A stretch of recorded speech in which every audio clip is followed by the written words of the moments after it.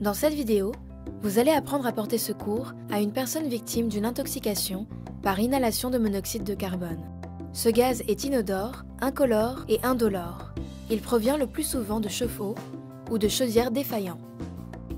En fonction de l'état de la victime, deux situations sont à envisager. Situation numéro 1. La victime est consciente. Elle ne se sent pas bien et se plaint de maux de tête, vertiges, nausées, vomissements. Elle a des troubles du comportement, perd connaissance. Il est alors fort probable que la personne soit victime d'une intoxication par inhalation de monoxyde de carbone. Sans prendre de risque, ouvrez tout de suite les fenêtres ou portes.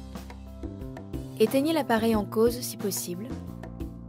Évacuez la victime et placez-la si possible à l'air libre. Installez-la dans la position où elle se sent le mieux. Appelez le service d'urgence.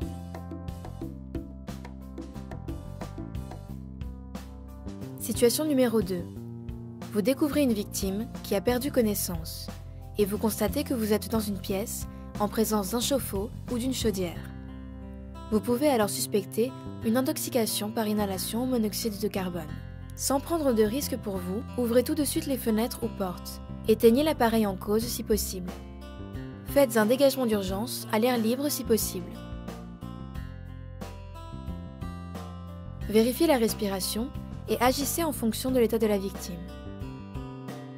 C'est-à-dire que, si elle respire, installez-la en position latérale de sécurité. Alertez le service d'urgence, couvrez-la et surveillez-la jusqu'à l'arrivée des secours. Si elle ne respire pas, alertez ou faites alerter le service d'urgence. Et débutez une réanimation cardio-pulmonaire en alternant 30 compressions thoraciques avec 2 insufflations. Si vous ne savez pas faire de bouche à bouche, faites seulement des compressions en gardant un rythme de 2 par seconde.